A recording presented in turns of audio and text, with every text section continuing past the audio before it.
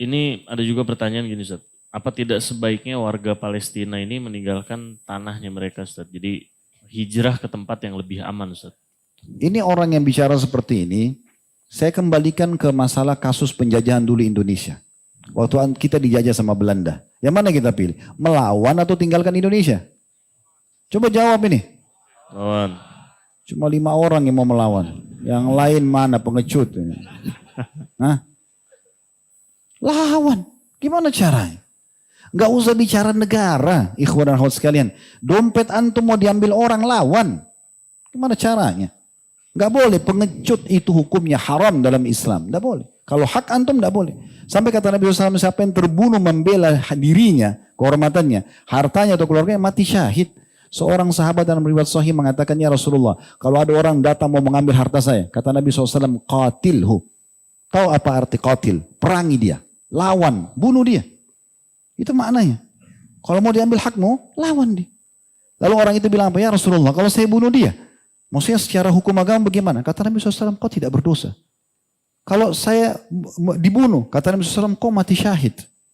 Itu lingkupnya cuman harta. Antum punya dompet mau diambil, handphone mau diambil, antum bela diri. Ya, saya yakin juga peraturan pemerintah kita mungkin sama kali. Kalau kita dirampok orang, kemudian kita melawan, tidak sengaja kita membunuh dia.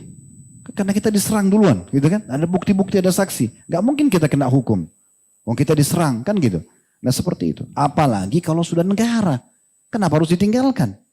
Enak benar mereka menjajah terus mendapatkan apa yang mereka inginkan. Ya keliru.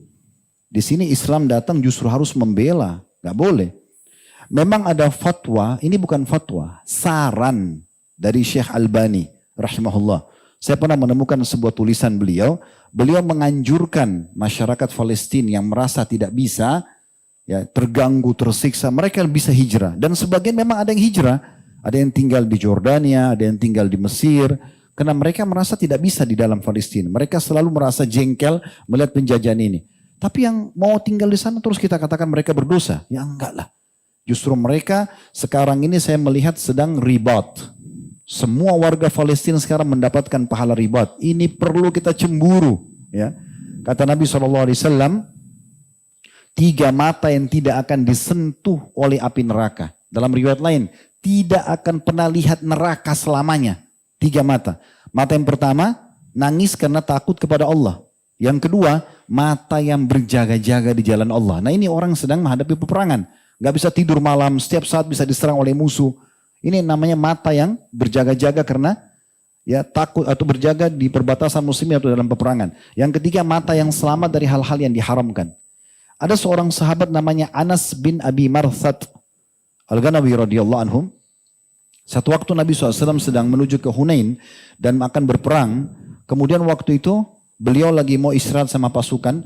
Beliau bilang, siapa yang berjaga malam ini? Anas ini langsung mengatakan, saya Rasulullah. Kata Nabi SAW, baik, naik kudamu, naik ke bukit itu. Nabi SAW tahu musuh hanya bisa menyerang dari bukit itu. Naik di atas kuda itu, jangan kamu tinggalkan kuda itu, kecuali hanya untuk sholat atau buang hajat. Itu aja. Selain itu di atas kuda. Lihat, laporkan kalau ada musuh menyerang. Semalam suntuk waktu itu. Lagi dingin. Anas pun pergi ke sana, radhiyallahu anhu. Semua Nabi dan para sahabat tidur. Pas azan subuh, Nabi SAW sholat sunnah al-fajr 2 rakaat. Lalu beliau tanya sahabat-sahabat itu. Teman kalian ini, maksudnya si Anas, ya, bin Abi Marthad ini, kelihatan gak datang? Kata para sahabat, tidak ya Rasulullah. Kata Nabi SAW, kita iqamahkan sholat. Iqamah sholat, azan subuh. Sholat subuh. Selepas sholat subuh, Nabi SAW lalu mengatakan, saudara kalian telah datang. Anas datang. Kata Anas datang dari bukit tersebut, dari semak belukar, kemudian muncul tiba-tiba. Lalu kata Nabi SAW, apa yang kamu lakukan?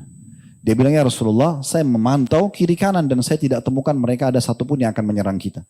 Kata Nabi SAW, saya mau tanya, kau tinggalkan tidak posisi kamu yang saya tunjuk semalam? Dia bilang, tidak ya Rasulullah. Kecuali seperti yang anda izinkan, hanya sholat atau buang hajat, itu aja. Maka kata Nabi SAW, demi zat yang jiwaku dalam agama saya, demi Allah, sesungguhnya Allah telah mewajibkan surga untukmu dengan perbuatan itu. Berjaga semalam saja, itu sama dengan mendapatkan jaminan surga. Dan kata Nabi SAW, tidak ada lagi dosa yang membahayakan kamu setelah perbuatanmu hari ini. Jadi ini luar biasa nih.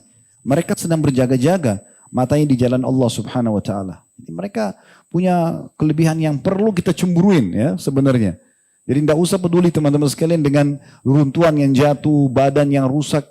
Itu cuma cerita manusia. Karena orang mati dalam Islam ini sering saya kasih contoh supaya antum tidak takut mati syahid ya.